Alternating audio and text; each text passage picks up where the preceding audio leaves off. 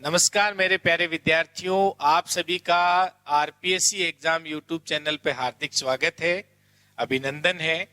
तो आज हम आपके मैं रोज आपके कमेंट्स पढ़ता हूँ, जो भी आप वीडियोस के नीचे कमेंट्स करते हैं तो मेरे को बहुत अच्छा लगता है ना। और सभी लोगों ने बहुत अच्छा प्यार दिया मेरे को कि मैंने जो पढ़ाया उसके साथ साथ मेरे को अच्छे अच्छे कमेंट करके मेरे को खूब मोटिवेट किया आप लोगों ने।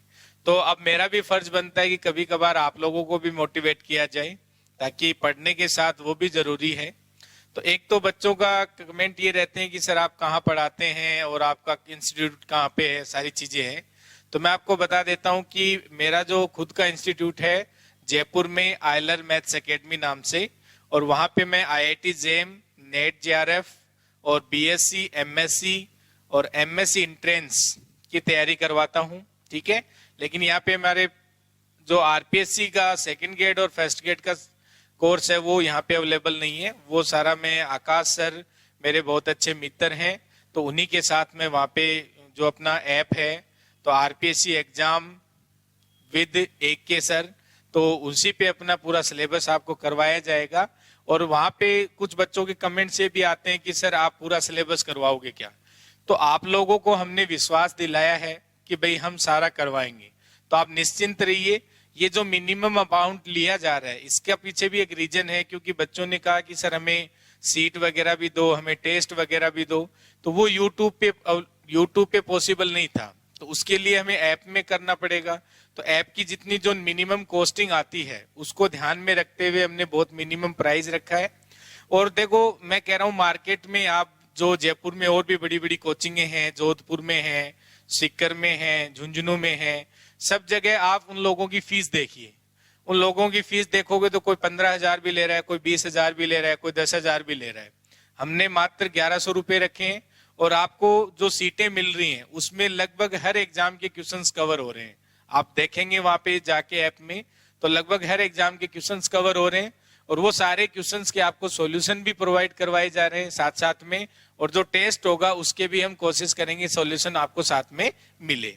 ठीक है, और सिलेबस पूरा करवाया जाएगा, वो आप हम पे छोड़ दें, वो हमारी जिम्मेदारी है ना।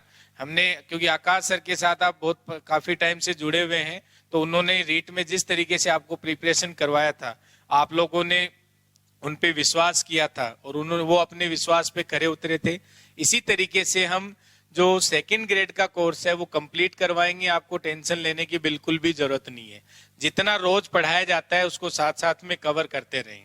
ठीक है, और मेरे क्वालिफिकेशन के बारे में पूछते हैं बच्चे, तो उसमें मैं बता देता हूं कि भाई मेरे को 5 साल हो गए पढ़ाते हुए। दिल्ली में मैंने पढ़ाया नेट जेआरएफ के लिए, और मेरा खुद का भी पीएचडी चल रहा है। मेरे all India rank 95 net JRF qualified हूं मैं। ठीक है, तो पढ़ाने का 5 साल का मेरे पास एक्सपीरियंस है। और बाकी मेरा खुद का इंस्टीट्यूट है, वहां भी मैं, लेकिन ये जो कोर्स है ये मैं नहीं चलाने वाला था, लेकिन सर जो आकाश सर हैं वो मेरे बहुत अच्छे मित्र हैं, तो उन्होंने बोला कि सर हम साथ में सब लोग मिलके, और क्यों ना बच्चों का भला किया जाए। बच्चे इतना अमाउंट पे नहीं कर पाते हैं, तो लोग फीस भी बहुत ज्यादा रखते हैं। तो मैंने और अभिषेक सर ने और आकाश सर ने मिलके ही पूरा प्लान बना के वो कोर्स लॉन्च किया है, तीनों लोगों ने मिलके। तो आप तीनों लोगों पे विश्वास करें, और हम कंप्लीट आपका सिलेबस करवाएंगे, और विद टेस्ट सीरीज भी बहुत अच्छी क्वेश्चंस आपको प्रोवाइड करवाएंगे, आप विश्वास करें। ठीक है, और अभी जो मैंने सॉल्यूशन डाले हैं कॉम्प्लेक्स नंबर के, उन सॉल्यूशंस को आप देखें, उसमें मैंने क्या क्रम से नहीं डाले हुए। तो उसमें जैसे जैसे टॉपिक हुए थे उस टॉपिक के क्वेश्चन मैंने करवा दिए, लेकिन उसमें मैंने मेंशन किया हुआ है कि ये सीट फर्स्ट का इतने नंबर क्वेश्चन है, तो आप वो मैच कर लें। बाकी जो सीक्वेंस में है वो आप सीक्वेंस में देख लें, लेकिन हर क्वेश्चंस का आपको सॉल्यूशन मिल जाएगा। जो मैंने वीडियो में करवा दिए सॉल्यूशन वो मैंने वहां पे दोबारा नहीं करवाए, तो वो आप वीडियो में जाके देख सकते हैं। ठीक है, तो बाकी हम आज स्टार्ट कर रहे हैं कि बाकी जो बचे हुए कुछ क्वेश्चंस हैं अपने, उनके सॉल्यूशन डाल रहे हैं। फिर जो मैट्रिक्स और डिटरमिनेंट का टॉपिक जैसे ही कंप्लीट हो जाएगा, उनके पूरे सॉल्यूशंस आपको साथ में मिल जाएंगे। ठीक है, कुछ बच्चे कहते हैं सर हमें आंसर दे दिया करो। तो आंसर की बात यह है कि आप जैसे ही सॉल्यूशन डालते हैं, तो सॉल्यूशन जैसे जैसे आप साथ में देखते हो, तो मेरे हिसाब से सॉल्यूशन से बड़ा आंसर कोई होता नहीं है। तो आप उसमें साथ साथ में मेंशन कर लिया करो। और जो टेस्ट हम डालते हैं उसका हम सॉल्यूशन बिल्कुल उसमें आंसर भी साथ में देते हैं आपको, तो वो आप वहां से जाके मैच कर सकते हैं, ठीक है। लेकिन पढ़ने का जो तरीका है वो आपका यूनिक होना चाहिए बाकी लोगों से, क्योंकि देखो आपको जब तक ये नहीं पता चलेगा कि इस टॉपिक में किस टाइप के क्वेश्चन आते हैं, तो आप हर टॉपिक में क्वेश्चंस की टाइप ध्यान रखें कि भाई हमने जो हमें सर ने पढ़ाया है उसमें इस टाइप के क्वेश्चन एग्जाम में पूछे गए हैं, और मैंने कोशिश यही की है कि हर टाइप के क्वेश्चनों के हिसाब से मैं टॉपिक को अलग अलग करवाऊं, तो आपको उसका फायदा भी मिलेगा, ठीक है। और ज्यादा मैं बता रहा हूं आपको, इधर उधर बुक वगैरह ज्यादा पढ़ने की जरूरत नहीं है। हम जितना करवा रहे हैं और उसके साथ जो सीट दे रहे हैं उनको ईमानदारी से आप सोल्व करते रहें, और जो टेस्ट देते हो उसको ईमानदारी से सोल्व करो, और बाद में टेस्ट देने के बाद उसको घर पे जाके दोबारा भी उसको सोल्व किया करो। और वीडियोस देखने की कोई लिमिट भी नहीं है, आप जितनी बार देखना चाहो देख सकते हो, ठीक है। और जो भी क्यूरीज होती है आप वहां पे कमेंट कर दिया करो। कमेंट में हमेशा रोज आपके देखता हूं और बहुत अच्छे कमेंट लगते हैं, बच्चे बहुत मोटिवेट करते हैं, तो टीचर को भी मोटिवेट करते हो तो मेरा भी क्या खून खोल जाता है, तो पढ़ाने का और जोश आ जाता है उसमें, ठीक है। तो चलो आज हम जो बचे हुए क्वेश्चन हैं उनकी सॉल्यूशन बना लेते हैं। तो जो सीट फर्स्ट है उसके जो क्वेश्चंस हैं मैंने बाकी वीडियोज में कवर करवा दिए हैं। तो जो सीट फर्स्ट है उसकी जो 18 नंबर क्वेश्चन तक हम कर चुके हैं, ठीक है। तो आज हम 19 नंबर क्वेश्चन से स्टार्ट करते हैं, और बाकी जो इसमें 45 तक क्वेश्चन हैं उनमें जो जो मैंने करवा दिए हैं वो नहीं करेंगे, बाकी इनको हम कंप्लीट कर लेते हैं। क्वेश्चन नंबर 19 से स्टार्ट करेंगे, ठीक है बच्चों।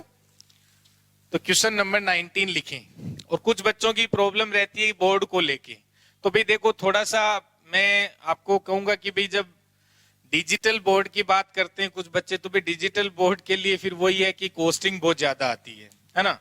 और कॉस्टिंग वही है कि अगर हम ज्यादा फीस बढ़ाएंगे तो हर बच्चा उतनी फीस पे नहीं कर पाता है।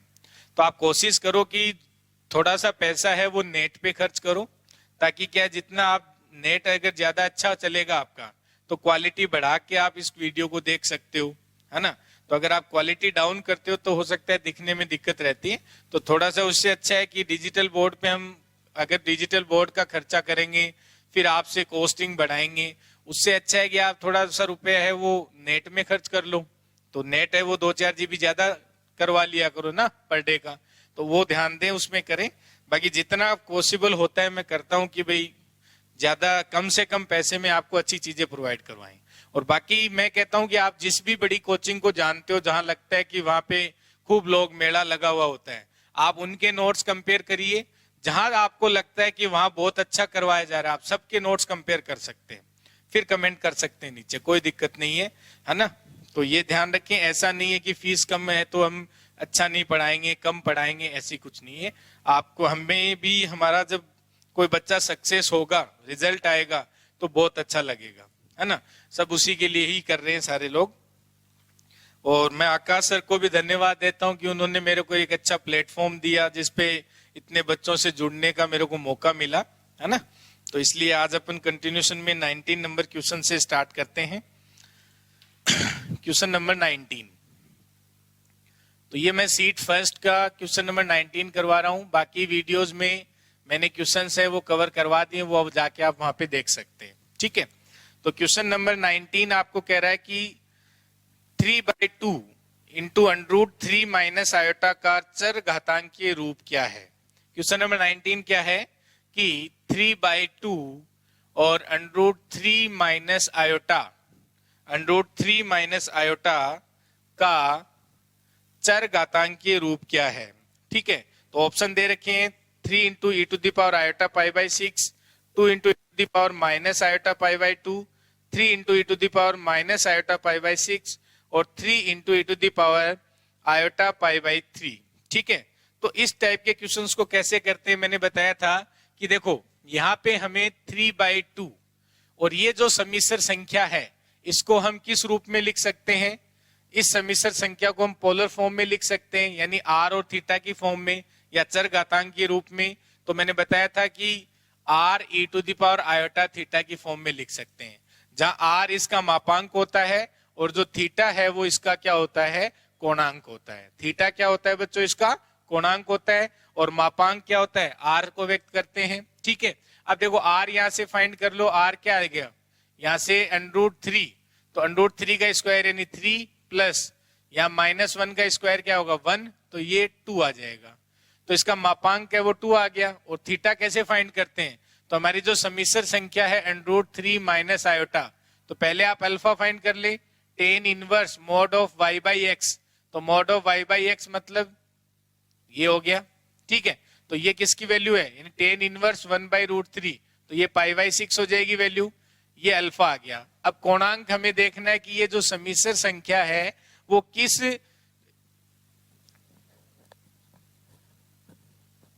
यानी जो सम्मिश्र संख्या है वो किस क्वाड्रेंट में लाई कर रही है। तो हमें पता है बच्चों यहाँ पे ये first quadrant, second quadrant, third quadrant, fourth quadrant, ठीक है। तो यहाँ पे हमारे पास जो सम्मिश्र संख्या है √3 माइनस आयोटा, तो ये कहाँ पे लाई कर रही है, फोर्थ क्वाड्रेंट में। और फोर्थ क्वाड्रेंट में जो मुख्य कोणांक होता है वो क्या हो जाएगा माइनस अल्फा, क्या हो जाता है माइनस अल्फा। तो यानी हमारे पास जो अल्फा आया वो π/6 है, तो थीटा की वैल्यू क्या हो जाएगी -π/6। तो इसका मतलब ये जो सम्मिश्र संख्या है ये क्या बनी 3/2, और r की वैल्यू क्या है 2, और e to the power iota, और थीटा की वैल्यू क्या है -π/6। अब देख लो कौन सा आंसर है, तो 3 into e to the power minus iota π/6, ये ध्यान दें, ठीक है। तो ये आंसर होगा इसमें। तो आंसर देख लें कौन सा है, तो सी ऑप्शन है इसका करेक्ट ऑप्शन हो जाएगा। जो सी ऑप्शन है वो इसका करेक्ट ऑप्शन हो जाएगा, ठीक है। क्वेश्चन नंबर जो 20 है वो हम पहले कर चुके हैं, क्वेश्चन नंबर 20 है वो हम कर चुके हैं क्लास में। तो इसका जो क्षेत्रफल आएगा, जो ट्रायंगल है इसका क्षेत्रफल जो आएगा 1/2 mod z का स्क्वायर। तो ये एक अच्छा क्वेश्चन है, इसको आप ध्यान में रख सकते हैं, याद रखने में बुराई नहीं है, एग्जाम में बार बार आता रहता है। तो इसका ट्रायंगल का जो एरिया है वो क्या आ जाएगा 1/2 mod z का स्क्वायर। तो ऑप्शन बी करेक्ट हो जाएगा।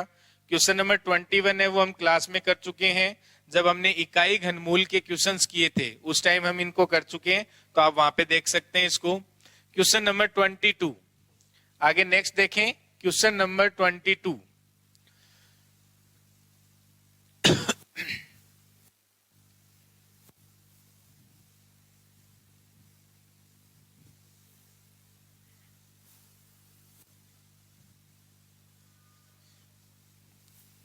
Question number 22।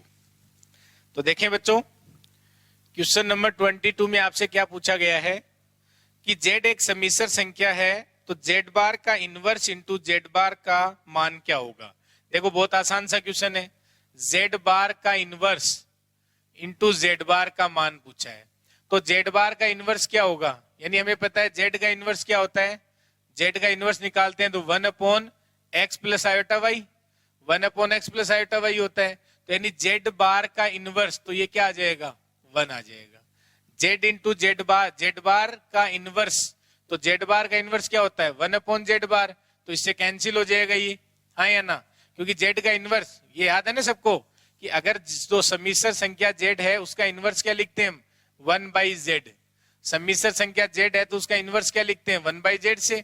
तो यहाँ जो z बार का इनवर्स है इसको हम लिखते हैं 1/z बार, और 1/z बार ये हो गया, और z बार से मल्टीप्लाई करोगे तो दोनों तरफ z बार से मल्टीप्लाई करेंगे तो ये वैल्यू क्या आ जाएगी z बार इनवर्स इंटू z बार, 1/z बार इंटू z बार, तो ये वैल्यू 1 आ जाएगी बच्चों।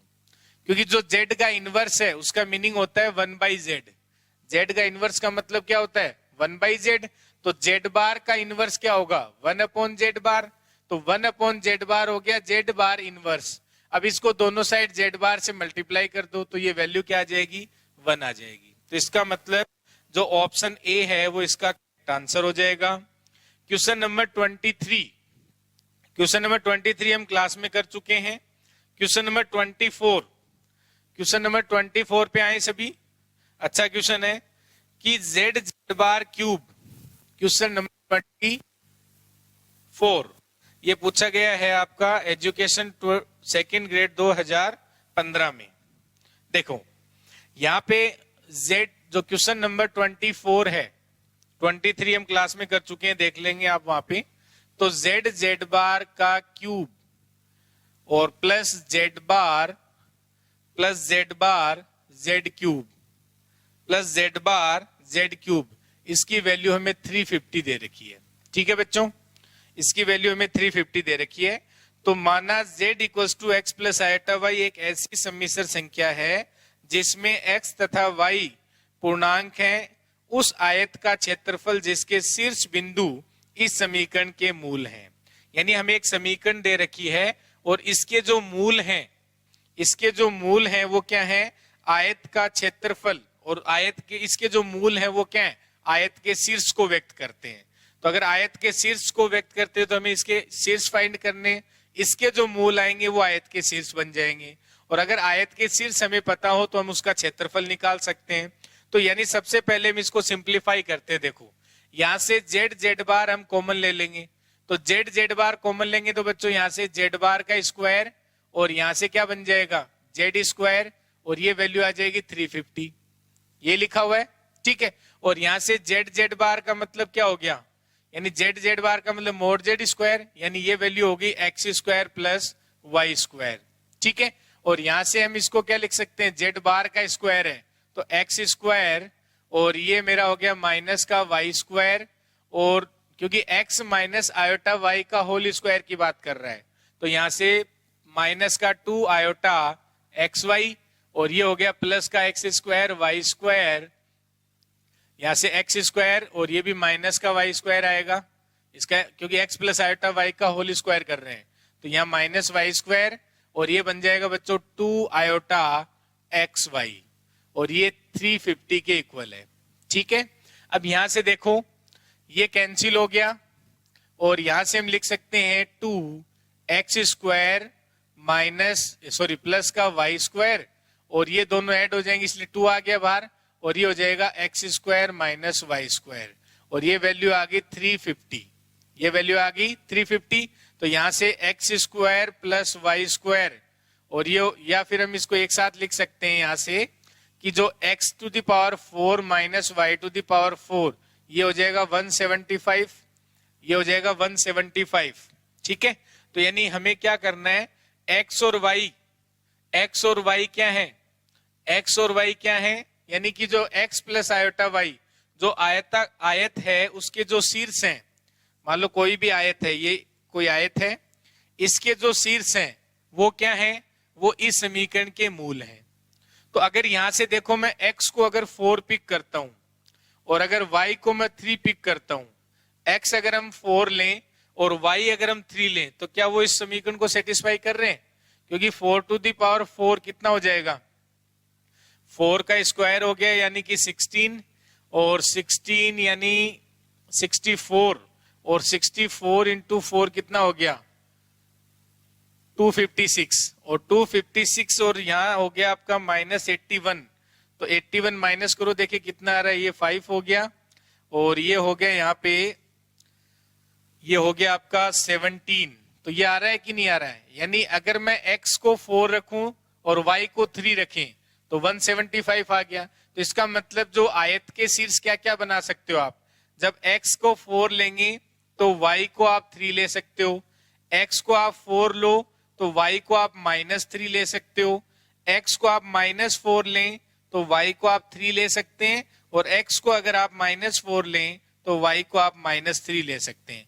तो ये 4 आयत के शीर्ष आ गए। तो इनको कैसे डिनोट करेंगे, मान लो यहाँ पे मेरा क्या है 4,3 है, और ये क्या हो जाएगा यहाँ पे, यहाँ x नेगेटिव हो जाएगा तो -4,3 हो गया, और यहाँ हम बात करें तो y नेगेटिव होगा, x क्या होगा पॉजिटिव, तो 4,-3 हो जाएगा, और इसकी बात करें तो यहाँ x भी नेगेटिव y भी नेगेटिव, -4 -3। तो ये आयत के शीर्ष आ गए, ये क्या आ गए, आयत के चारों शीर्ष आ गए। और हमें पता है अब ये डिस्टेंस कितनी हो गई, क्योंकि x की वैल्यू कितनी है यहाँ पे, इधर 4 है और इधर ये -4 है, तो ये डिस्टेंस होगी 8, और ये कितनी हो गई 6। तो यानी कि जो आयत है उसका क्षेत्रफल क्या हो गया, लंबाई गुना चौड़ाई हो गया, तो यानी 8 × 6। तो ये आयत का क्षेत्रफल कितना हो गया, 8 × 6 कितना हो गया 48। तो 48 इसका आंसर आ जाएगा, 48 क्या आ जाएगा, इसका आंसर आ जाएगा। ठीक है, तो यानी जो क्वेश्चन नंबर 24 है उसका आंसर क्या हो जाएगा, ए। तो हमें उस समीकरण के मूल ज्ञात करने थे जो इस क्षेत्रफल के क्या हैं, शीर्ष हैं, जो इस क्षेत्रफल के क्या हैं, शीर्ष हैं। ठीक है बच्चों, तो इसमें आंसर हो जाएगा ए, आंसर हो जाएगा।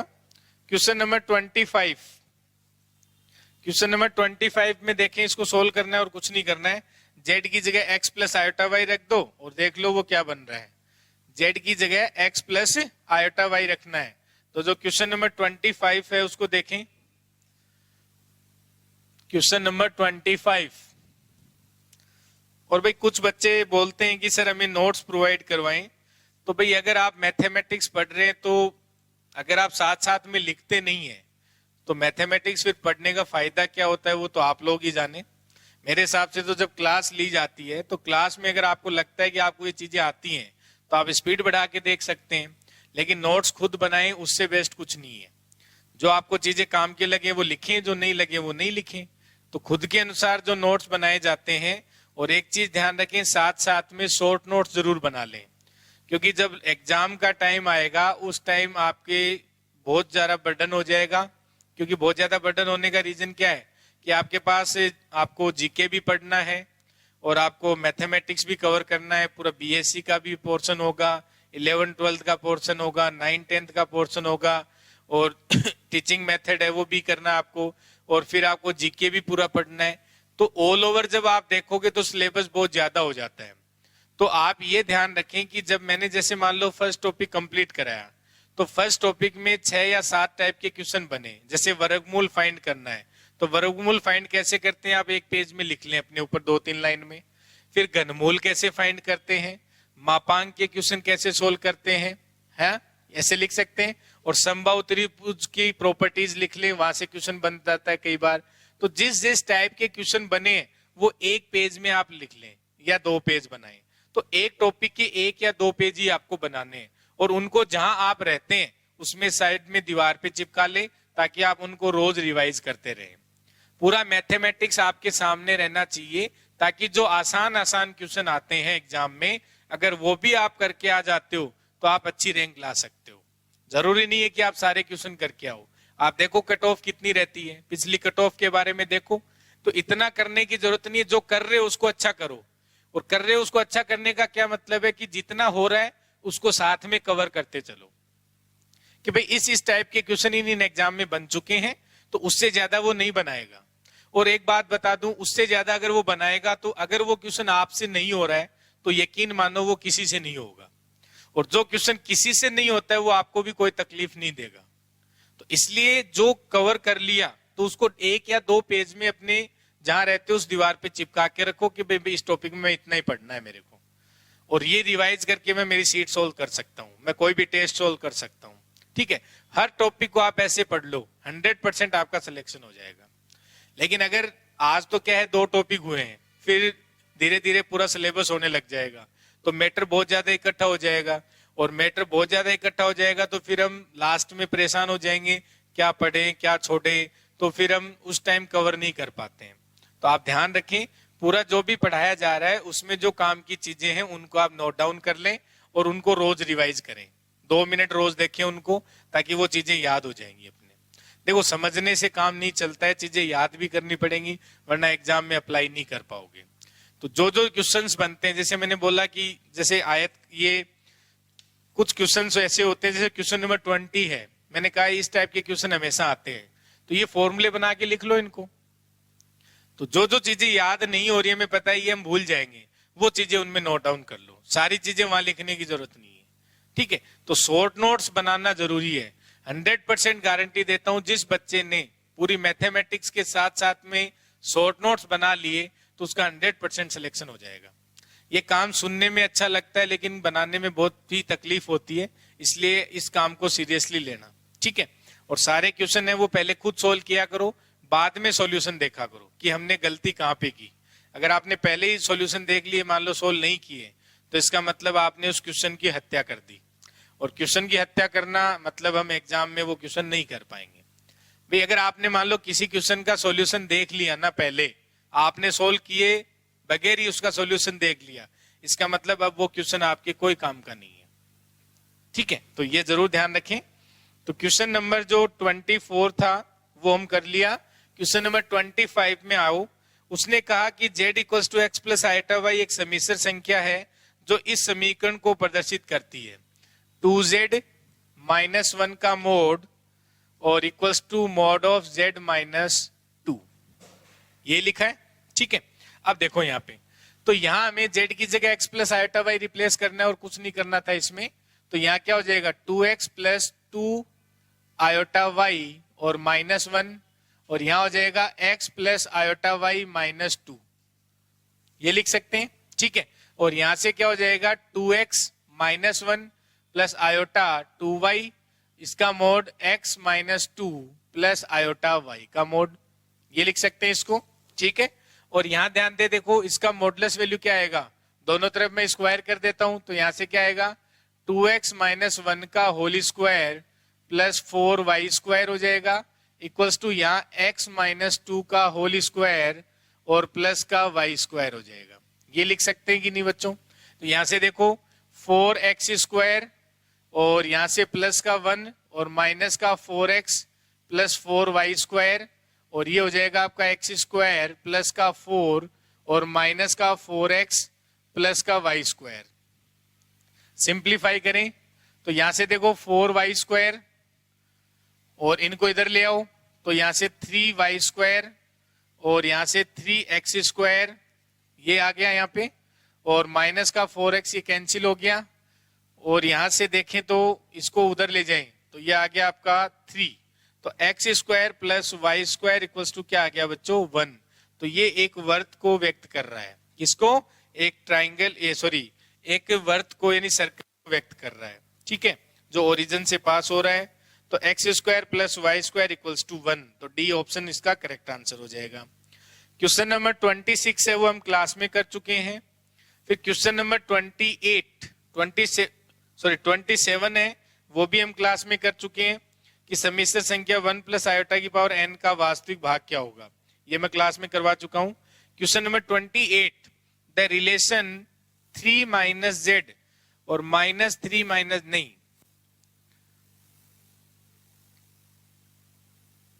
इस क्वेश्चन में कुछ गलत लग रहा है मेरे को, क्योंकि अगर 3 minus z minus 3 minus Z होगा तो वो तो कैंसिल ही हो जाएगा ना। तो ये क्वेश्चन थोड़ा सा मेरे हिसाब से इसमें मिस्टेक है, तो इस क्वेश्चन में चेंज कर लेना थोड़ा।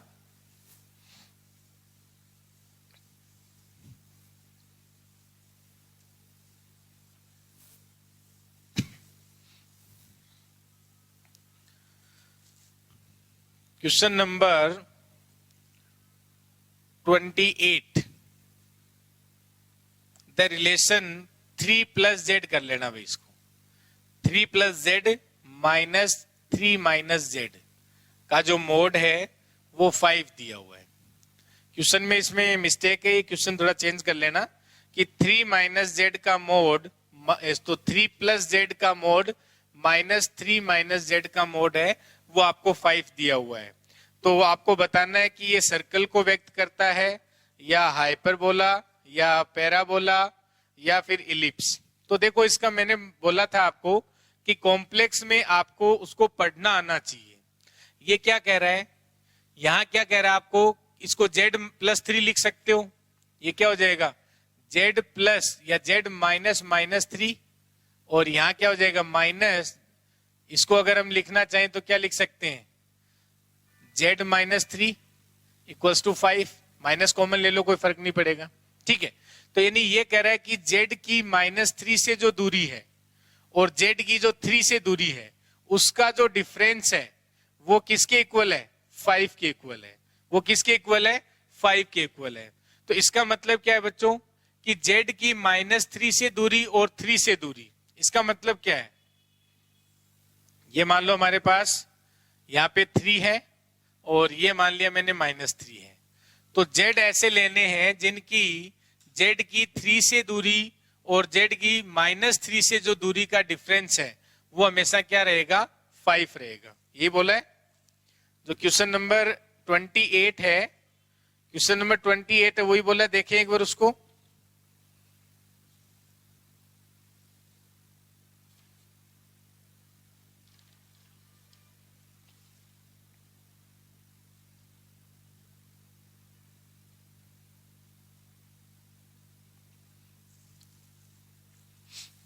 तो ये भी मैं क्लास में वैसे बता चुका हूं आपको, यानी इस 3 की -3 से दूरी और जेड की -3 से दूरी और जेड की 3 से दूरी का जो डिफरेंस है वो क्या है, 5 है।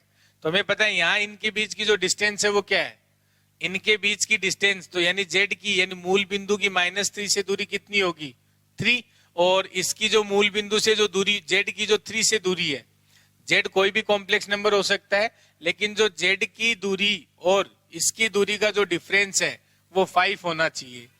तो इसका मतलब क्या हो गया कि इसका मतलब ये हो गया कि भाई अगर हम यहां पे जैसे -3 है तो ये अगर हम लेते हैं तो हमें ये तो कहा गया है कि इसकी जो डिस्टेंस है, इनके बीच की दूरी का जो डिफरेंस है, तो इनके बीच की दूरी का अगर मान लो -3, 1 मिनट इसको दोबारा बना लेते हैं अपन।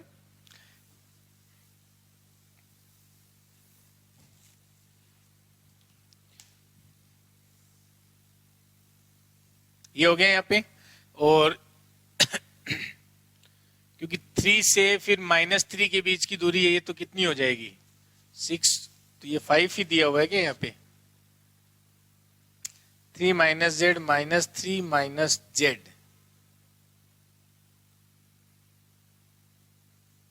तो इससे डिस्टेंस जो है,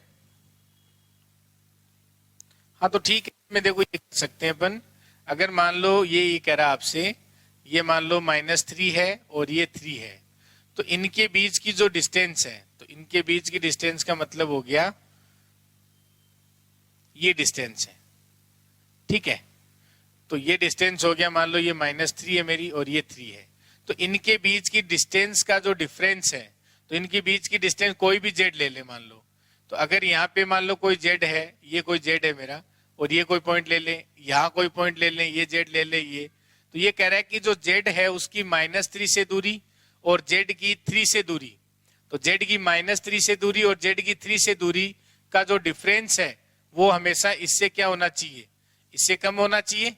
वो डिफरेंस क्या होना चाहिए, इससे कम होना चाहिए। इसका मतलब क्या है, ये किसको रिप्रेजेंट कर रहा है, ये हाइपरबोला किसको रिप्रेजेंट कर रहा है, अति परवलय यानी हाइपरबोला को प्रेजेंट कर रहा है, अति परवलय यानी हाइपरबोला। तो इसमें क्या आएगा, वैसे क्लास में मैं करवा चुका हूं, हाइपरबोला या अति परवलय, ठीक है। क्योंकि इनके बीच की जो डिस्टेंस है, इसकी जो दूरी है और इससे जो दूरी है, इनका जो डिफरेंस आएगा वो हमेशा, ये क्या है हमारे पास, ये डिस्टेंस तो 6 है, तो ये इससे कम रहना, इससे कम रहना चाहिए, और इससे कम रहना चाहिए इसका मतलब क्या है, वो अति परवलय है। इससे कम रहना चाहिए मतलब क्या है, वो अति परवलय, क्योंकि ये जो डिस्टेंस है वो क्या है, 6 आएगी, तो इस डिस्टेंस से हमेशा उसका डिस्टेंस क्या रहना चाहिए, कम रहना चाहिए। तो ये किसको व्यक्त कर रहा है, एक अति परवलय को व्यक्त कर रहा है। किसको व्यक्त कर रहा है, एक अति परवलय यानी हाइपरबोला को, ठीक है। क्वेश्चन नंबर 29, क्वेश्चन नंबर 29, तो क्वेश्चन नंबर 29 देखें भाई।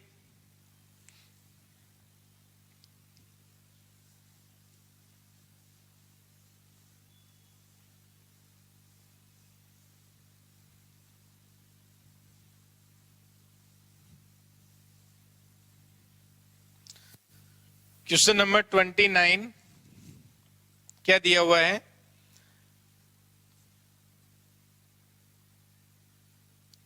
अंडरूट आयोटा की पावर अंडरूट आयोटा का मान क्या होगा, अंडरूट आयोटा की पावर अंडरूट आयोटा का मान क्या होगा, ये हमें फाइंड करना। Modulus value of under root iota की पावर अंडरूट, तो इसकी मॉडुलस वैल्यू फाइंड करनी है, ठीक है। तो इस टाइप के क्वेश्चन सोल्व करने के लिए आप क्या कर सकते हैं, इसका लॉग ले लें, तो z इक्वल्स टू मान लो अंडरूट आयोटा की पावर क्या है, अंडरूट आयोटा है, ठीक है। तो यहाँ log ऑफ z क्या आ जाएगा, log ऑफ z आ जाएगा बच्चों under root iota log of under root iota, ये डायरेक्ट लिख सकता हूं, ठीक है। यानी अंडरूट आयोटा और log ऑफ अंडरूट आयोटा लिख सकते हैं इसको, ठीक है। और अंडरूट आयोटा लिख सकते हैं, और यहां से हमें देखना है, इसको हमें सोल्व करना है। तो मैंने बताया था log अंडरूट आयोटा, तो log अंडरूट आयोटा का मतलब क्या हो गया, यहां से मैं क्या कर सकता हूं, इस 1/2 इधर ला सकते हैं, और जो अंडरूट आयोटा है, तो अंडरूट आयोटा को अगर हम r into e to the power iota form में लिखते हैं, r into e to the power iota form में लिखते हैं, तो ये क्या बन जाएगा, e to the power iota pi by 4 को व्यक्त कर रहा है, e to the power iota pi by 4 को व्यक्त कर रहा है, और यहां से log of e to the power iota pi by 4 लिख सकते हैं, इसको भी हम e to the power iota pi by 4 लिख सकते हैं। तो ये क्या बन गया बच्चों, देखो ये e से e कैंसिल हो गया, तो यहां से क्या आ गया e to the power iota pi by 4, और यहां से ये आयोटा पाई बाई 4 बन गया, ठीक है। और यहां से आयोटा पाई बाई 4 हो गया, और ये क्या बन गया cos pi by 4, cos pi by 4 plus iota sine pi by 4 plus iota sine pi by 4। और इसमें पूछा क्या है, इसकी मॉडुलस वैल्यू, और अगर मॉडुलस वैल्यू की बात कर रहा है तो आपको इसको सोल्व करने की जरूरत ही नहीं है, यहां से मॉडुलस वैल्यू की बात कर रहा है ना, इसके मॉडुलस वैल्यू की बात कर रहा है, यहां से modulus value of under root iota की पावर अंडर रूट आयोटा। तो देखें यहां से ये बन गया हमारे पास cos pi by 4 plus iota sine pi by 4, और यहां से इसको अगर अंदर मल्टीप्लाई करेंगे तो क्या बन गया, देखो iota pi by 4 cos pi by 4 हो गया, और ये हो गया आपका माइनस का पाई बाई 4 और साइन पाई बाई 4। अब देखो पहले यहाँ z की वैल्यू निकाल लेते हैं, तो z इक्वल्स टू क्या आ गया e to the power iota pi by 4 cos of pi by 4, और ये माइनस पाई बाई 4 और साइन ऑफ पाई बाई 4, ये आ जाएगा।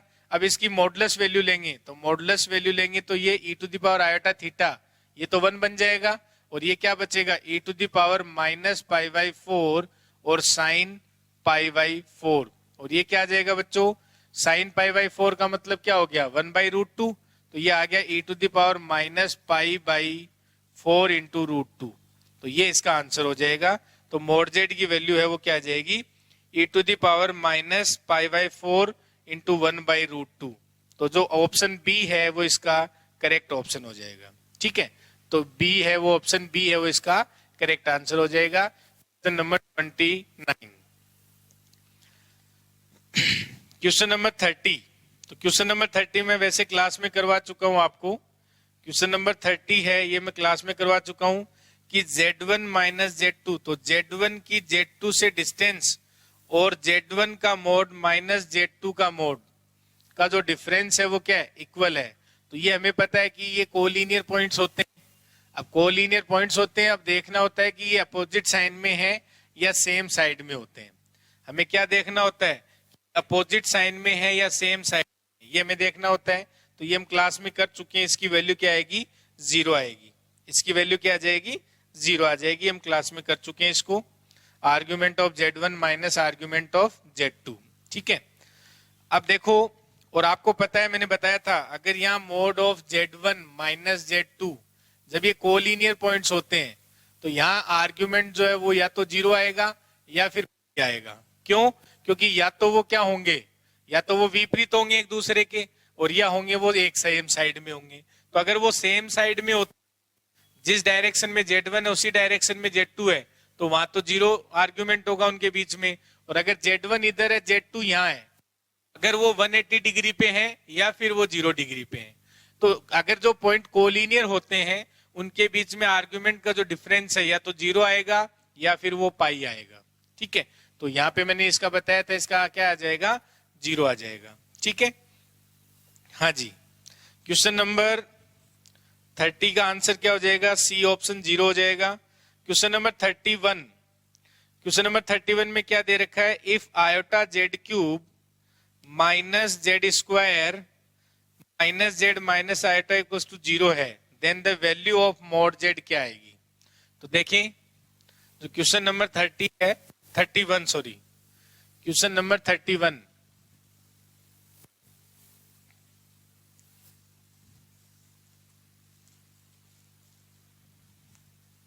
क्वेश्चन नंबर 31,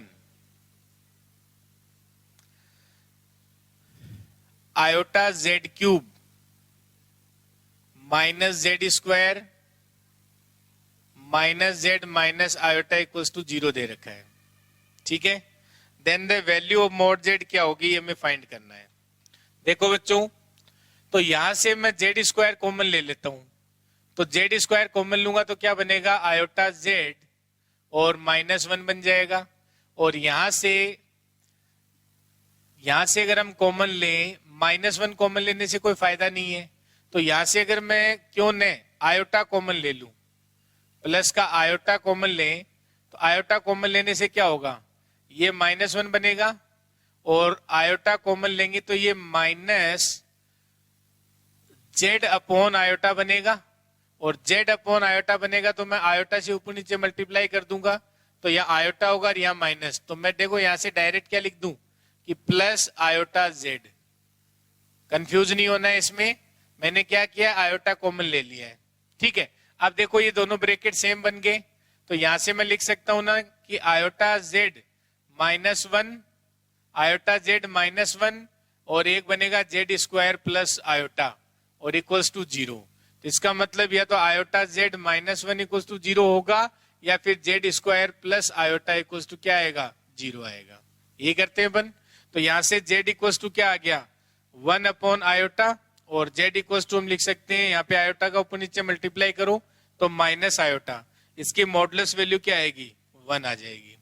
और अगर इसको सिंप्लीफाई करेंगे तो z स्क्वायर इक्वल्स टू क्या आएगा, माइनस आयोटा, और अगर हम इसकी मॉडुलस वैल्यू लेते हैं तो यहाँ पे ये क्या हो जाएगा, 1 हो जाएगा।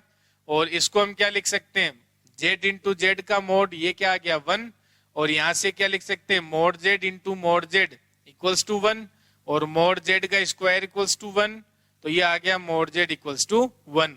तो आंसर क्या आ जाएगा, मोड z इक्वल्स टू 1 होगा। यही पूछा आपसे क्वेश्चन नंबर 31 में कि मोड z की वैल्यू क्या होगी, तो मोड z की वैल्यू है वो क्या आ जाएगी बच्चों, 1 आ जाएगी। मोड z की वैल्यू है वो क्या आ जाएगी, 1 आ जाएगी। ठीक है, क्वेश्चन नंबर 32। तो क्वेश्चन नंबर 32 करें। देखो एक बात है, एच स्टेट में जो क्वेश्चंस आते हैं ना, बहुत अच्छे क्वेश्चन पूछे जाते हैं। आप जो आरपीएससी का जो लेवल है स्टेट से ज्यादा नहीं है, तो इसलिए अगर उसकी क्वेश्चन आप सॉल्व कर लेते हैं तो आरपीएससी का क्वेश्चन वहीं से कॉपी करता है वो, और सारे क्वेश्चन को प्रोवाइड करवा दिए हैं। तो पर जो आपका जो कॉम्प्लेक्स नंबर है उस पर मैंने 100 क्वेश्चंस की सीट अपलोड कर दी है, तो वो अगर आप सोल्व कर लेते हैं तो लगभग आपका ये मानो कि इस टॉपिक से 4 या 5 क्वेश्चन एग्जाम में आते हैं, और 4-5 क्वेश्चन अगर सोल्व सही हो जाते हैं एग्जाम में तो बहुत बड़ा बेनिफिट है। ऐसे मैट्रिक्स और डिटरमिनेंट है वो भी आसान सा टॉपिक है, जो नेक्स्ट टॉपिक है अपना, उसमें भी कितने क्वेश्चन आते हैं, 4 या 5 क्वेश्चन उसमें बनते हैं, और वो भी आसान सा टॉपिक है। जितना करवाया जा रहा है उतना करते रहो आप। और मैं कहता हूं कि आपको लगे कि वो बड़ी कोचिंगें हैं जहां पे बहुत कुछ कराया जाता है, तो आप उनके नोट्स लेके देख लेना, कभी भी उनसे मैच कर लेना जो भी मैं टॉपिक आपको पढ़ा रहा हूं, और वहां से आप नोट्स लेके देख लेना, है ना। कंपेयर करते रहो, कोई दिक्कत नहीं है। आपको जहां लगे, जहां जिस कोचिंग को आप बेस्ट मानते हो उससे आप कंपेयर करते रहो, हमें कोई प्रॉब्लम नहीं है। और फिर बाद में उनकी फीस भी कंपेयर करना, तब आपको लगेगा कि नहीं भाई, जो आरपीएससी एग्जाम जो यूट्यूब चैनल है वो आपके लिए बहुत अच्छा कर रहा है। तभी देखो कंपेयर करते हैं तभी हमें पता चलता है, वरना तो सब लोग अपने आप में फिर बेस्ट ही होते हैं ना। और बिल्कुल करो, मैं तो बिल्कुल मना नहीं करता हूं, क्योंकि देखो मैं पूरा ट्राई करता हूं कि मैं बेस्ट पढ़ाऊं, और ज्यादा से ज्यादा इतना कंटेंट आपको दिया जाए कि एग्जाम में वहां से क्वेश्चन मिल जाए। बहुत ज्यादा भी नहीं पढ़ाया जाएगा कि भाई आपको बहुत डिटेल में सब कुछ पढ़ा दिया आप कवर ही नहीं कर पाओ, ऐसा नहीं होगा। टाइम उसी टॉपिक को देंगे ज्यादा जिससे क्वेश्चन ज्यादा आते हैं। अब देखो कॉम्प्लेक्स नंबर से 4-5 क्वेश्चन आते हैं, और अभी हमारे पास टाइम खूब है क्योंकि अभी वैकेंसी अनाउंस नहीं हुई है, तो हम उस टॉपिक में अच्छा कर सकते थे, इसलिए उसको थोड़ा लंबा करवाया मैंने। जैसे मैट्रिक्स और डिटरमिनेंट है वो 5 या 6 लेक्चर में हो जाएगा, यहाँ से भी 4 या 5 क्वेश्चन हमारे आते हैं, तो इसलिए टॉपिक को साथ में समेटते रहना वो ज्यादा जरूरी है। ठीक है, तो क्वेश्चन नंबर 32। तो 32 देखो आसान क्वेश्चन है, क्वेश्चन नंबर 32। क्वेश्चन नंबर 32 में क्या है बच्चों, देखो cos z की वैल्यू पूछी है। तो सबसे पहले तो आपको ये पता होना चाहिए cos z हम लिखते हैं e to the power iota z plus e to the power minus iota z by 2, ये cos z की वैल्यू होती है। जैसे sin z की वैल्यू क्या होती है, sin z आप जानते हो क्या होता है, e to the power iota z और minus e to the power minus iota z upon 2 iota. ये साइन जेड और कोस जेड की वैल्यू होती है जो आप ध्यान रख सकते हो, ठीक है। अब उसने आपको कहा है कि कोस जेड की वैल्यू फाइंड करो और जेड इक्वल्स टू आपको दे रखा है z equals to iota log of 2 minus √3, ये दिया हुआ है log ऑफ 2 माइनस √3, और तो cos z की वैल्यू बताओ। अच्छा क्वेश्चन है ये, और cos z की वैल्यू बताओ। हाँ भी करें इस क्वेश्चन को, और किया होगा आपने, ट्राई किया होगा, तो अगर नहीं हुआ है तो आप यहां से देखें, लेकिन पहले आप खुद ट्राई करें इसको। तो देखो बच्चों, यहां से आपको क्या कहा गया है कि z की वैल्यू ये है, तो यहां से मैं log ऑफ 2 माइनस √3 को लिख सकता हूं z अपॉन आयोटा, और यहां आयोटा से ऊपर नीचे मल्टीप्लाई करूंगा तो मैं इसको ये लिख दूं माइनस आयोटा जेड। तो माइनस आयोटा जेड की वैल्यू तो हमारे पास ये आ गई, और अगर यहां से हमें आयोटा जेड लिखना हो तो वो क्या हो जाएगा, माइनस log ऑफ 2 माइनस √3 हो जाएगा, ठीक है। और अगर यहां हम इसको ये भी लिख सकते हैं log ऑफ 2 माइनस √3 की पावर -1 लिख सकते हैं, तो ये हो गया हमारे पास log ऑफ 1 अपॉन 2 माइनस √3 हो गया। इसको सोल्व करना है तो 2 प्लस √3 से ऊपर नीचे मल्टीप्लाई कर दो, 2 प्लस √3, क्योंकि हम किसकी वैल्यू निकाल रहे हैं, आयोटा जेड की वैल्यू। तो यहां से देखो ऊपर 2 प्लस √3 हो गया और नीचे बनेगा 4 माइनस 3 1 हो गया, तो ये वैल्यू आ गई log ऑफ 2 प्लस √3। तो ये बच्चों आयोटा जेड की वैल्यू आ गई, माइनस आयोटा जेड की वैल्यू आ गई, कोस जेड में रख दो। तो कोस जेड हमारे पास क्या है, देखो यहां से e to the power iota Z, तो e to the power iota Z, तो आयोटा जेड की वैल्यू क्या है, आयोटा जेड की वैल्यू log ऑफ 2 प्लस √3, और plus e to the power minus iota Z की वैल्यू हमारे पास क्या थी, log ऑफ 2 माइनस √3, ठीक है। और बाई क्या है, 2 है, ये लिख सकते हैं बच्चों। तो यहां से देखें ये log कैंसिल हो गया e से, तो ये बचा 2 प्लस √3, और यहां बचा प्लस 2 माइनस √3, और बाई क्या हो गया 2, तो इसकी वैल्यू क्या आ गई 2। यानी cos z की जो वैल्यू है वो क्या आ गई, 2 आ गई। cos z की वैल्यू क्या आ गई, 2, कब, जब z इक्वल्स टू क्या था, आयोटा log 2 माइनस √3 था, ठीक है बच्चों। Question number 33, question number 33। तो ये जो क्वेश्चन है स्टेट में जो आए हुए हैं, ये अच्छे लेवल के क्वेश्चन है। आप ये इस टाइप के क्वेश्चन अगर कर जाते हैं तो मतलब आप अपना सब्जेक्ट है वो बहुत अच्छे लेवल तक तैयार किया, ये सोच सकते हैं, ठीक है ना। क्योंकि आपके सेकंड ग्रेड में तो बहुत आसान आसान क्वेश्चन आते हैं, तो आसान क्वेश्चन अगर आप पहले यहाँ पे आसान ही क्वेश्चन केवल करके जाओगे तो एग्जाम में अगर थोड़ा बहुत भी टफ क्वेश्चन दे देगा तो आप वहां परेशान हो जाओगे। तो इसलिए प्रैक्टिस अच्छे क्वेश्चन की करके जाना भी जरूरी है। तो आप 100 क्वेश्चन प्रैक्टिस कर लेते हैं तो उससे ज्यादा फिर जरूरत नहीं है आपको ना। हाँ जी, क्वेश्चन नंबर 33 पे आ जाओ। ये भी एक अच्छा क्वेश्चन है, क्वेश्चन नंबर 33। क्वेश्चन नंबर 33 देखें इसको, क्वेश्चन नंबर 33।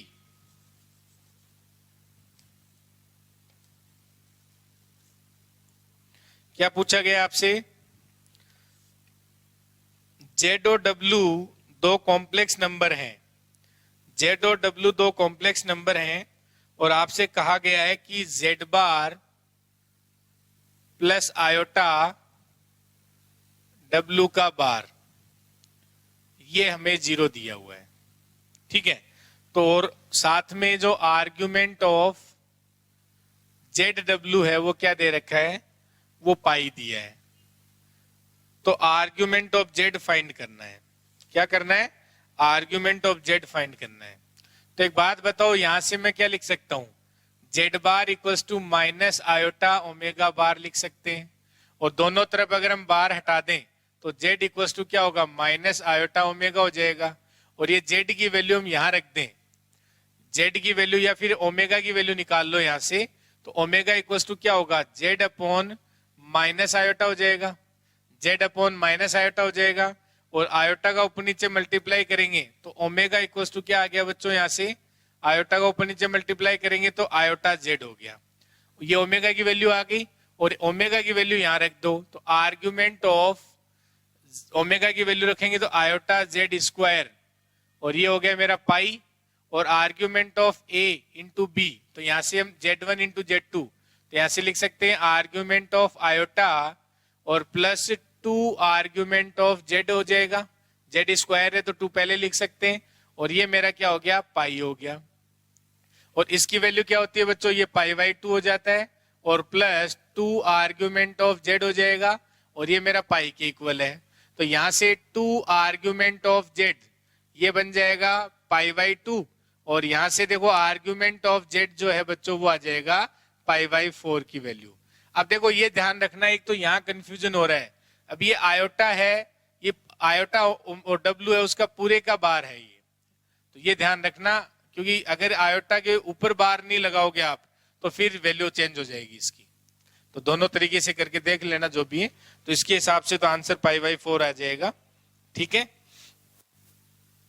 क्वेश्चन नंबर 34, ये भी अच्छा क्वेश्चन है। क्वेश्चन नंबर 34,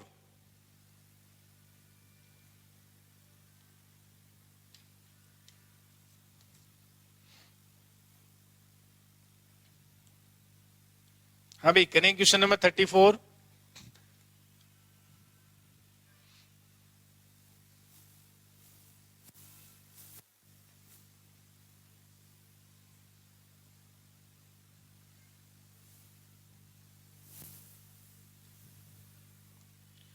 क्वेश्चन नंबर 34,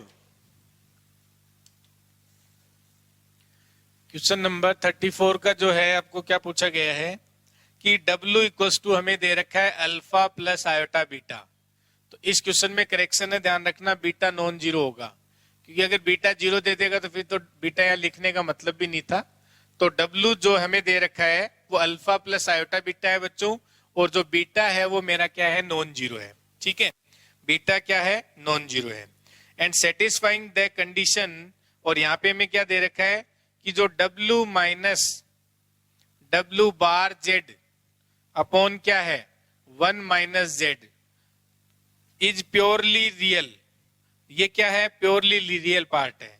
ये क्या है, प्योरली रियल पार्ट है, यानी प्योरली रियल पार्ट है, then the value of Z हमें फाइंड करना है।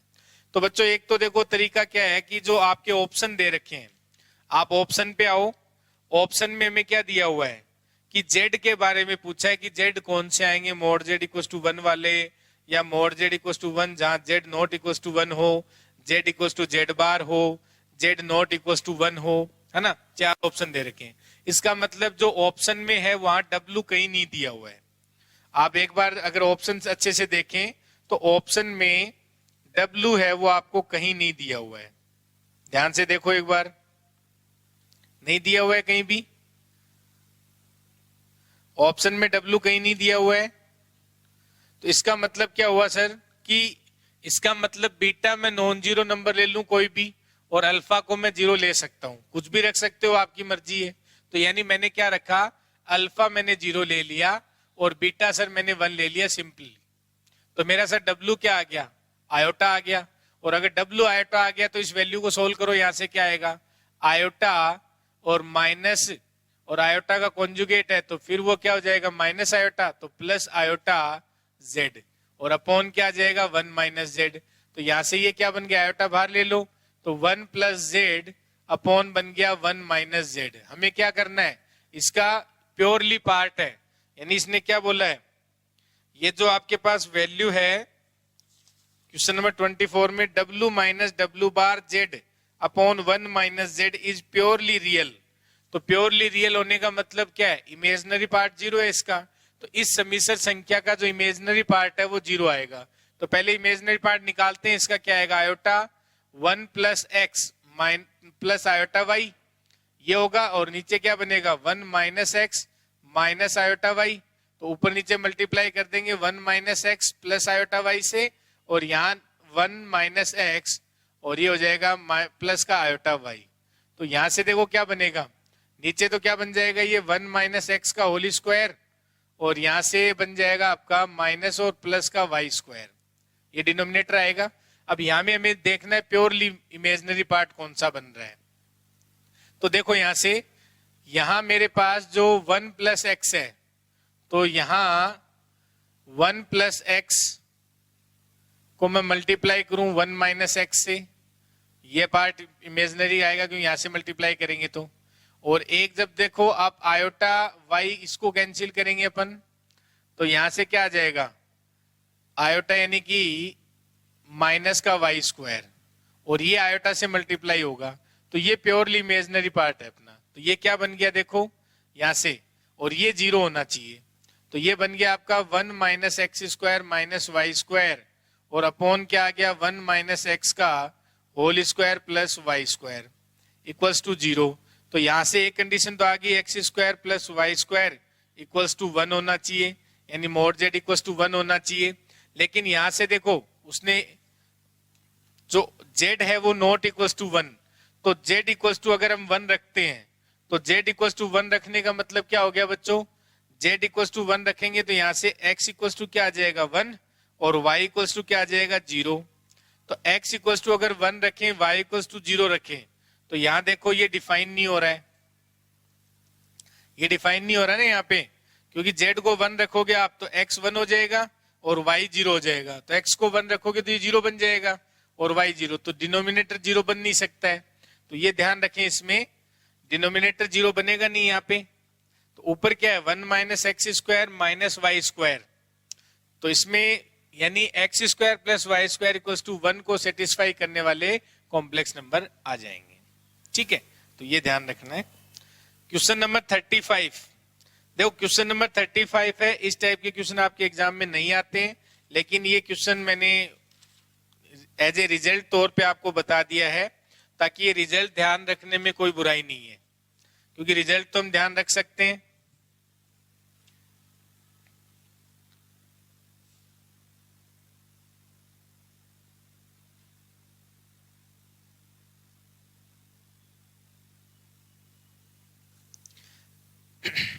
क्वेश्चन नंबर 35 है, इसके हम रिजल्ट ध्यान रख सकते हैं बच्चों।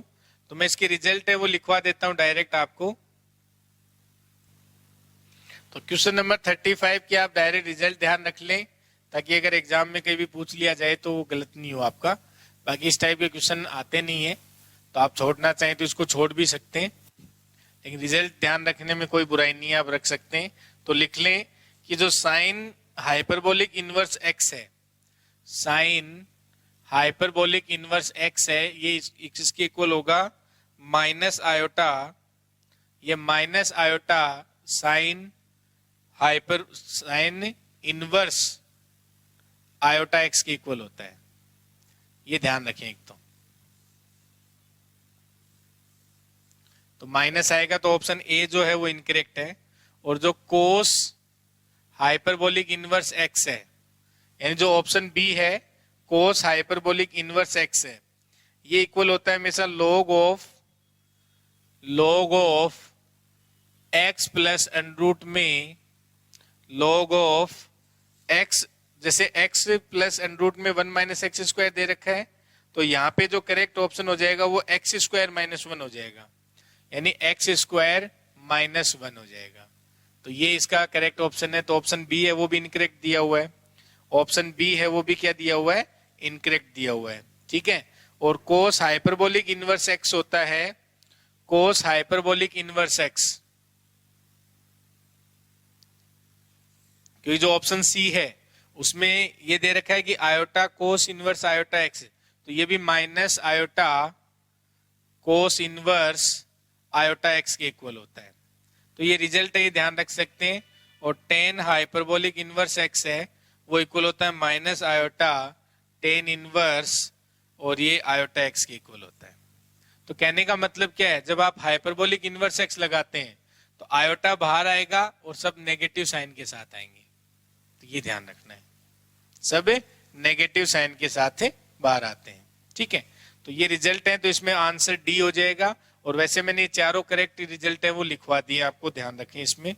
ठीक है, तो इस टाइप के क्वेश्चन एग्जाम में पूछे जाते हैं। तो अभी हम 35 क्वेश्चंस रखते हैं इसमें, बाकी नेक्स्ट वीडियो में करेंगे। तो बाकी आप जो भी क्वेश्चंस है पहले खुद ट्राई करें, और फिर खुद से क्वेश्चन बनने लग जाएंगे धीरे धीरे, है ना। पहले वीडियो सॉल्यूशन नहीं देखने, पहले खुद ट्राई करें। ठीक है, और बाकी जो भी कोई प्रॉब्लम है आप उसमें कमेंट बॉक्स में कमेंट कर सकते हैं। कोई क्वेश्चंस नहीं आ रहा है तो वो वहां पे आप मेंशन कर सकते हैं, दोबारा अगले वीडियो में मैं वहां पे आपको बता दूंगा उसको। ठीक है बच्चों, चलो सभी लोग अपना सहयोग दोगे, जितना अच्छा पढ़ोगे तो उतना ही अच्छा रिजल्ट आएगा। और कंटिन्यू रखा करो अपनी पढ़ाई जो भी है, यानी रोज के वीडियो डल जाएंगे। जैसे अभी आपकी कोशिश हम ये करेंगे कि रोज के 2 वीडियो डलेंगे, है ना, ताकि सिलेबस है वो थोड़ा जल्दी कवर हो जाएगा। और कुछ बच्चों के कमेंट्स आते हैं कि सर ग्रेजुएशन, तो ग्रेजुएशन भी साथ साथ में बीच में करवाते रहेंगे, है ना, तो वो हम अपने अकॉर्डिंग करवा देंगे। वो आपकी टेंशन नहीं है सिलेबस कब होगा, क्योंकि एक दिन में सिलेबस तो होगा नहीं, क्योंकि मैथमेटिक्स का इतना बड़ा सिलेबस है तो थोड़ा टाइम तो लगता है। लेकिन एग्जाम जब आएगा उससे पहले आराम से सिलेबस हो जाएगा, क्योंकि अभी तक तो विज्ञप्ति भी आई नहीं है ना। तो अभी आप आराम से मैथमेटिक्स को सीखें धीरे धीरे, है ना। और अपने जितने भी दोस्त हैं उनको बोलें एक बार आप पढ़ के जरूर देखें, ज्वाइन करें नहीं करें वो बाद में आप डिसाइड करें, लेकिन आप एक बार यूट्यूब चैनल पे आए और उस पर पढ़ के जरूर देखें। ठीक है बच्चों, थैंक यू।